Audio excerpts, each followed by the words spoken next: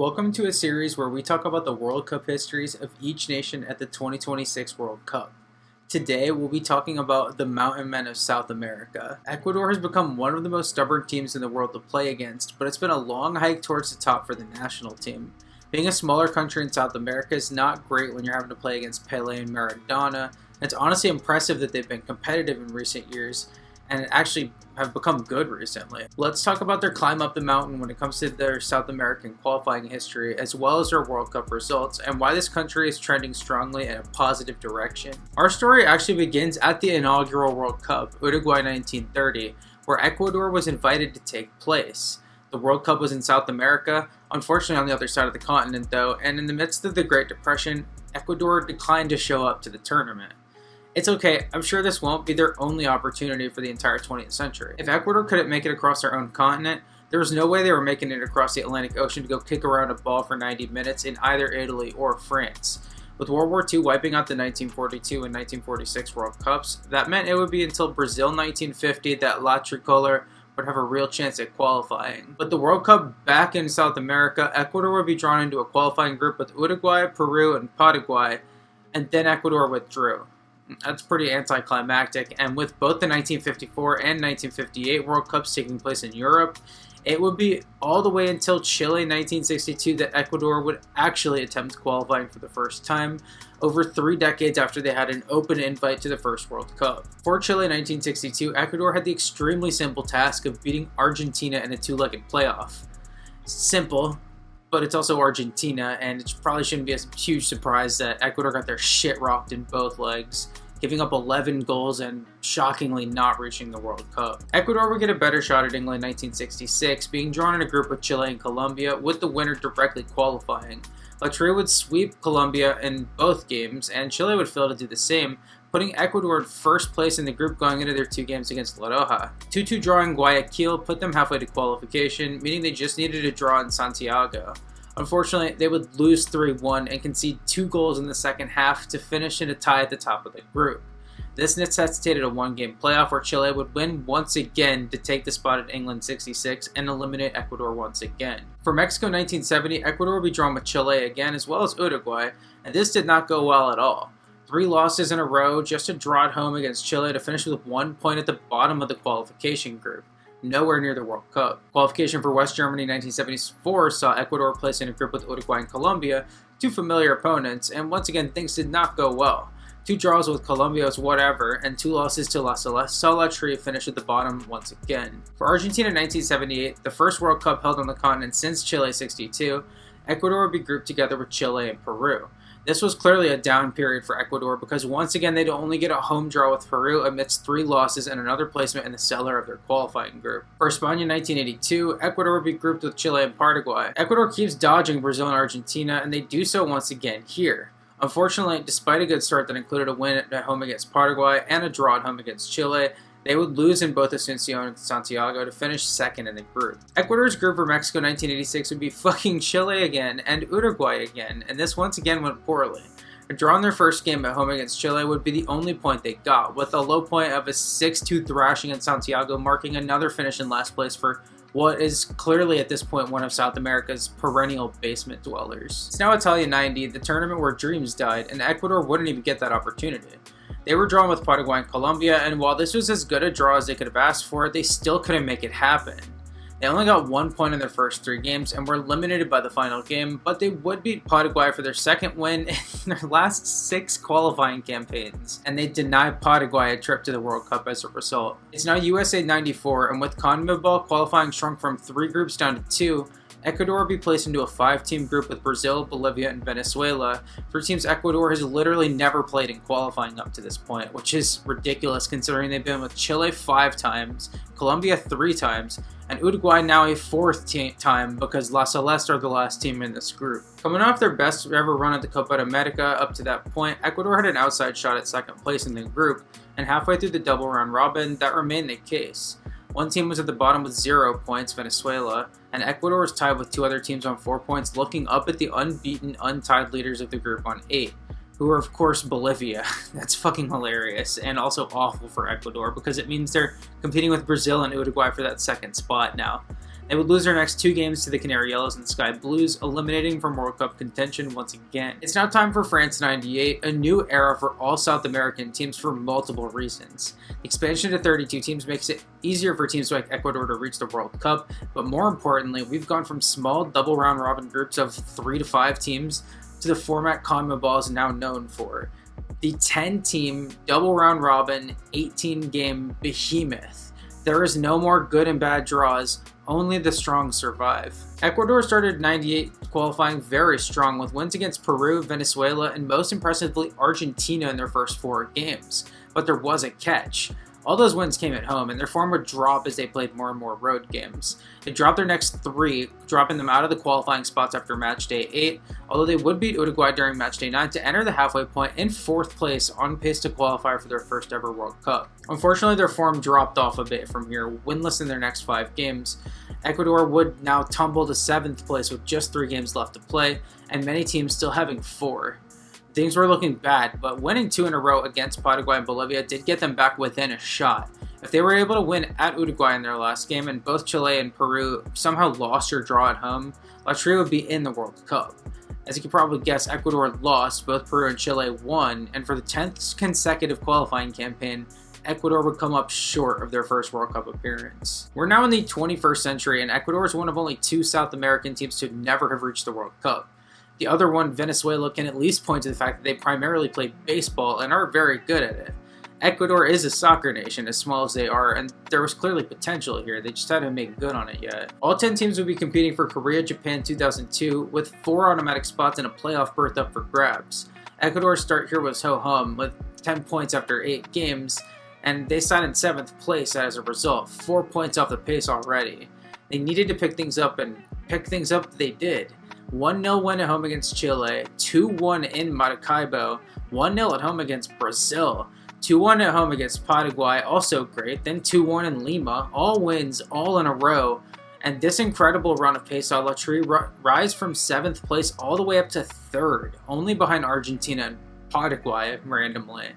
They were 4 points clear of both Brazil and Uruguay, occupying the last auto spot in the playoff spot, and they were 6 points clear of Colombia in 6th. Their amazing winning streak would finally end at home against first place Argentina, but a credible draw in Bogota led into a 5-banger and a thrashing of Bolivia and La Paz. With only 2 games left after this, Ecuador had clinched at least a spot in the playoffs, and with the draw against Uruguay in their penultimate game, they had finally done it. Ecuador had finally reached the top of the mountain. I'm so proud of our boys. We took a second to get here, but we've got some serious World Cup football ahead of us in this video. Not all of it's super significant, but like I said in the beginning of the video, we're going to get to a point at the end that'll actually get you really excited about Ecuador soccer moving forward if you're not already.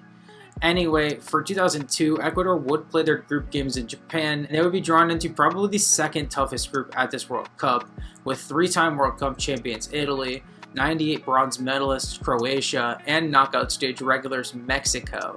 This was never going to be easy. Many penciled in Ecuador for last place in the group without a second thought. In their very first World Cup game ever in Sapporo against the Azzurri, Ecuador kind of got stomped. Christian Vieri scored very early in the game on the assist from Francesco Totti, and Vieri got a second on a counter in the 27th minute to pretty much end the game. Ecuador had a couple of attacks, but they were honestly lucky not to concede more. They did not make a great account of themselves in this one. Their second game against Mexico was now hugely important, and La Tri started well with a goofy-looking goal from Agustin Delgado in the 5th minute of the game for Ecuador's first ever World Cup goal. Mexico would hit back before halftime, though, and they would take the lead after halftime on a really nice goal from outside the box by midfielder Gerardo Torrado. La Tri would hold on from here to take the lead in the group and doom Ecuador to pretty much certain elimination. Going into their final game in Yokohama against Croatia, Ecuador really had no motivation other than ruining Croatia's World Cup and praying for the right result in Ueda. Croatia just needed to do what Italy and Mexico both did and beat Ecuador, as they should, and they would almost certainly reach the knockouts. Someone forgot to tell Ecuador they were just supposed to roll over, though. Holding out the entire first half, La Tri actually took the lead in the second half when a cross from Ulises de la Cruz found Agustin Delgado, who headed it right in the path of Edison Mendez, who finished past Stipe Platicosa in goal. Croatia had great opportunities before and after this, but weren't able to finish any of them. Ecuador wasn't going through, but after a gutsy, prideful performance, They ensured that Croatia wasn't either, and gave themselves something to work with going forward into the next World Cup cycle. Qualifying for Germany in 2006 started slowly, with only 4 points out of the first 5 games, seeing them sit in 8th place at this point. Things picked up from here though, taking care of business at home against the teams they needed to beat, culminating with an upset win in Brazil and Quito for the 2nd straight qualifying campaign. Ecuador sat in 4th place at this point, once again in an automatic qualifying spot. They continued the pace from here, protecting their house and churning out a couple of road results, and after a win in La Paz, Ecuador sat in 3rd, 5 points ahead of Uruguay at 5th place with 2 games to go. A draw with Uruguay and results going their way on matchday 17 meant that with a game to go, Ecuador was once again qualified for the World Cup. This was amazing, and the good news would continue when Ecuador got the results of the draw. The hosts, Germany being in your group, would normally be like a hit the panic button kind of draw, but this Germany team was probably one of their weakest ever, even knowing what we know now. Poland out of Europe was a respectable team, but definitely not one of the tougher teams there, and then Costa Rica out of Central America was also beatable. After a tough draw in 2002, this draw for 2006 gave Ecuador some runway. Of course, the super important game would be the first one played, with Ecuador squaring off against Poland in Gelsenkirchen. The view at the time was that this Ecuadorian team had seen its best days and only had a single road win during qualifying, and they weren't even serious competition for Poland, the most mid-European team. This game was dominated by Ecuador in the first half though, with Agustin Delgado setting up Carlos Tenorio for their opening goal and Poland doing nothing before or after that. They settled into the game eventually, the Poles, and eventually put it together enough of an attack out there to be denied by the woodwork multiple times, but it was actually Ecuador who would score the second goal, putting Poland away in the 80th minute on a goal from Delgado. That was probably offsides, but we won't talk about that. Latry got 3 points in their most important game of the group, and could clinch their spot in the knockouts just by beating Costa Rica in their second game. This second game wasn't supposed to be easy. Costa Rica did score 2 goals on Germany in their opening game, but Ecuador opened flawlessly with an 8th minute goal from Tenorio and a good assist from a 20-year-old Antonio Valencia. Los Ticos attempted to push and create an equalizer, but Ecuador hit back hard after halftime. Edison Mendez set up Delgado in the box, who straight up smashed it near post past the Costa Rican keeper. This is a lovely goal, but I like their third goal even better, with Mendez looping in a beautiful cross that found Ivan Caviedes for an easy finish in stoppage time to put a bow on this one. 3-0 the final, a dominating display from Ecuador, and for the very first time ever, Ecuador is going to the knockouts. Going into their final group game against Germany, both Ecuador and the host had qualified for the knockouts, but they were playing for first place in the group. Here, the Mountain Men of Ecuador had the advantage in that a draw would see them retain first place, but they had the disadvantage of not being Germany. Ecuador was straight up outclassed by the Germans all game, with Miroslav Klose scoring immediately and getting a brace by halftime after a cheeky assist on the chip pass from Michael Ballack. Lucas Podolski added a third goal soon after, and this really could have ended 4 or 5-0 instead. Germany took the group, but Ecuador's ambitions remain the same. They're in the knockouts for the very first time, and their first opponent is England. Ecuador actually had the first chance of this game, and Tenorio really blew it. Unfortunately for them, this ended up literally being their only good chance of the entire game. England dominated the rest, getting chance after chance and eventually converting one in the second half on a vintage David Beckham free kick. There was no Ecuadorian resistance, there was only defeat. 1-0 the final. This was a good run, but this Ecuador team was not actually that good, and that was exposed here. They were the beneficiaries of an easy draw in the groups and a pretty down South America, but they made the round of 16. Like, we're not going to be mad at that. Qualifying for South Africa did not start well, to say the least. Losing home to Venezuela is just such a bad omen, and after giving up 5 goals in both Rio and Asunción, Ecuador is now dead last in the table. They picked things up at this point, going unbeaten over the next 6 games and picking up 3 wins to sit tied for 5th going into the second half of the double round robin. This isn't amazing, but it looks a lot better when you consider the start. They continued getting good results, and after beating Argentina 2-0 in Quito on matchday 14, Ecuador sat in 5th place, the Intercontinental playoff spot. They would lose their next game to Colombia, but after going to La Paz and posting a huge 3-1 victory over Bolivia, Ecuador now actually sat in 4th on 23 points ahead of Argentina, as well as Colombia and Uruguay. That's unexpected when you consider the start. With the critical home game against Uruguay upcoming, Latry would blow it late, give up a stoppage time penalty, and lose 2-1. This put them in 6th in the group, completely out of the picture with a game to go, and with a loss in their final game against Chile, Ecuador would miss the World Cup for the first time in the 21st century. That was a good effort, but our gaze turns towards Brazil 2014 for South America's only World Cup since the 70s. With only 9 teams in the group and 4 automatic tickets and a playoff spot still up for grabs, totaling a possible 6 World Cup spots for CONMEBOL, things were looking up. This was the qualifying campaign where I remember Ecuador becoming known as these home game mountain merchants, and yeah, Estadio Olímpico Atahualpa and Quito became an impenetrable fortress here. Ecuador won 5 home games in the first half of games to sit tied for 2nd halfway through the campaign, well ahead of Chile and Uruguay. Unfortunately, the results kind of fell off in the second half with more road games to play. Over their next 6 games, Ecuador posted only 1 win, a home win over bottom feeders Paraguay, and this saw them slip in the standings from 2nd into a tie for 4th with Uruguay, being caught by Venezuela as well. In their penultimate game, a crucial home game against Uruguay would end in a massive 1-0 win for the home team, with Ecuador getting the 3 points they needed to secure the last automatic spot for CONMEBOL. Ecuador would lose their final game, Uruguay would win to tie Latry in the standings, but it didn't matter. Ecuador had the goal difference, and Ecuador would be going to Brazil for the World Cup. At Brazil 2014, Ecuador would be given a manageable group, all things considered. They got Switzerland out of pot 1, probably the best team they could have pulled. They got France out of Europe, which is but they got Honduras out of Central America. Their first game was a crucial one, a Spider-Man meme kind of game of mountain men versus mountain men in Brasilia. Ecuador versus Switzerland, the game theoretically for 2nd place in the group, ended up being cinema. Not being taken super seriously by many fans at the time, including me, Ecuador went out and took an early lead on Switzerland. The free kick from Walter Iovi was placed perfectly in the box for an open header from arguably Ecuador's greatest ever player, definitely their greatest ever striker, the great Enner Valencia. This dude was kind of mid his entire club career, but he is a classic national team riser. He's just one of those dudes that puts on the national team kit and turns into prime Alan Shearer. This goal gave Ecuador a critical 1-0 lead that they would hold until halftime, but the Swiss would equalize on the other side of the break. This led to a close match from here, with both teams getting great chances, but at the death, Switzerland would find a winner through Haris Seferovic. Heartbreak for Ecuador, who now needed to beat Honduras and get a result against France to go through. In their next game against Honduras, things kept getting worse. This game was brutal, super physical, and Honduras took the lead on a smash and grab route 1-ass goal by Carlos Costly. Ecuador was staring down the barrel of early elimination, but they immediately hit back, with a wayward shot being poked in at the far post by who else but Enner Valencia.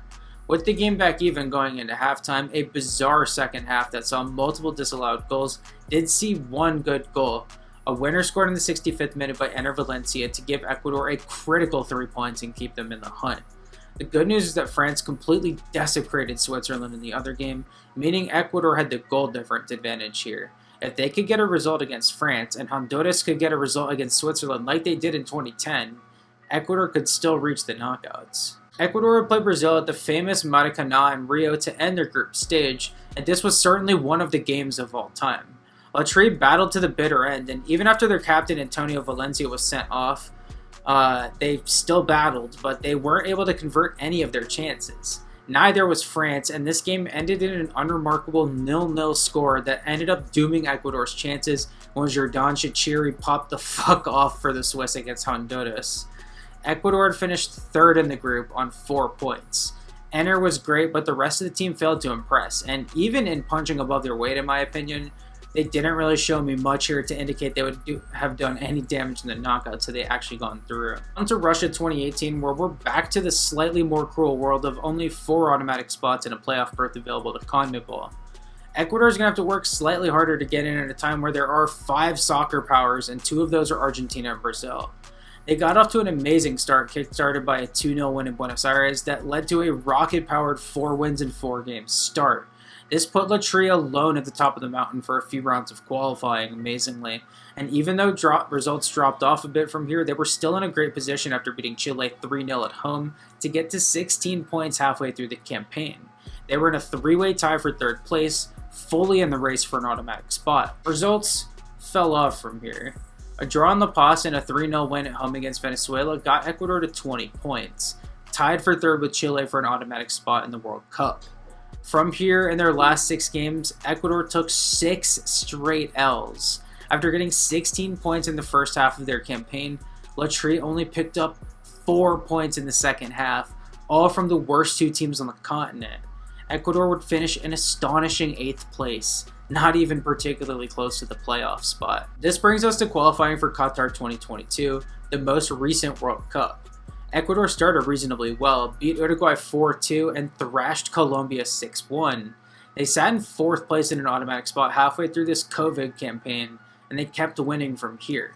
Ecuador would cruise to eventually finish 4th, being pretty comfortable for the rest of this campaign and making it back to the World Cup after missing 2 of the last 3. Ecuador had some good players in their 2002 and 2006 squad, but it was a bunch of dudes who flopped in the Premier League and other major European leagues. The 2014 squad really just had Enner and Antonio Valencia, but this is the first really actually good generation of Ecuadorian players. There are great players all through the squad, all young, from Moises Caicedo to Piero Hincapié to William Pacho to Purvis and Stupinian. And of course, we still have a 33-year-old Enner Valencia who is now the captain of the team and a beacon of leadership for all of that youth. Their morale would be further boosted when they saw the results of the draw, with them being put in a group with the hosts Qatar as well as both Senegal and the Netherlands. This wasn't an easy group. Senegal is one of the best teams in Africa and the Dutch were one of the best teams in Europe. But this was a godsend of a draw for a team looking to break through to the knockouts for the first time since '06. Ecuador would play in the opening game of the World Cup against Qatar, and this ended up being a magnificent hate watch for people like me rooting against the hosts here. Latry scored basically immediately, and the goal was, in my opinion, wrongfully disallowed, so take for that what you will. It soon didn't matter, because Qatar's keeper conceded a penalty that Enner put away to give his team the lead. Enner got a second goal before halftime on a good assist from Angelo Preciado, and while Latry weren't able to build on this lead despite plenty more opportunities, they would hold on for the 2-0 win and get a huge 3 points heading into their game against the Netherlands. La Tricolor versus the Aranya started horribly for our boys, with Cody Gakpo scoring a great goal in the 5th minute to put the Dutch in front. It turns out though that this is the game where Ecuador would validate themselves as a legitimately good national team. They would dominate the rest of the first half and play some seriously beautiful soccer, something I never thought I'd say about the fucking Ecuadorian national team. But here we are. Latry should have gotten their equalizer right before halftime, but the ref made a pretty dumb call and for the second time this tournament disallowed an Ecuador goal that in this case should have belonged to Purvis Estupinian. It's all good though because they started the second half just as hot and got that equalizer when Estupinian's shot was parried away by Andres Noppert, only for Enner Valencia to be Johnny on the spot and tap it in. Both teams had opportunities from here, but would settle for a draw that neither team was necessarily content with. For Ecuador, they really played well enough to win here against a very good Netherlands team, but even just the point was helpful. Going into their last game against Senegal, Ecuador just needed a draw, and they were through. It's now the final game of the group, and I was fully on board the Ecuador train. I predicted them second place in the group before the tournament, but now I was like, Ecuador to the semis? Question mark. The Senegal team was also playing well despite missing their talisman Sadio Mane, but I didn't think they had a chance here. Instead, the Lions of Teranga came out and dominated the game from the outset, getting all the chances in the first half and taking the lead right before halftime on a penalty conceded by Piero Hincapié and scored by Ismail Assar. Ecuador would get back into the game in the second half about midway through, and they'd find an equalizer on a corner when the ball fell to Moises Caicedo at the far post and he'd tap it in. Immediately after this, they'd concede a free kick, Idrissa Gueye would loop it into the box, and a deflected ball fell right into the path of Kalidou Koulibaly. A tap in later, and Senegal has the lead right back. Ecuador would desperately push for an equalizer, but they were beaten. 2-1 the final, Senegal advances, and Ecuador becomes one of the best teams to get grouped at Qatar 2022. It's not an enviable title, but I have a feeling that the best is yet to come with this generation of players. Qualifying for North America 2026 started with Ecuador being deducted 3 points for falsifying the birth certificate of a player during the previous qualification cycle, so that's great. Still, with 6 automatic spots and a 7th spot at the Intercontinental Playoff, all of a sudden qualification seems pretty doable for just about everyone on the continent. Ecuador started pretty well, overcoming their handicap to sit tied for 5th after half of the games, and continued putting up results from here. They managed to get into second after a 3-game winning streak. Then after that, somehow put up 4 0-0 results in a row before posting a 1-0 win in their last game. This put them on 29 points, finishing alone in second place even despite the points deduction.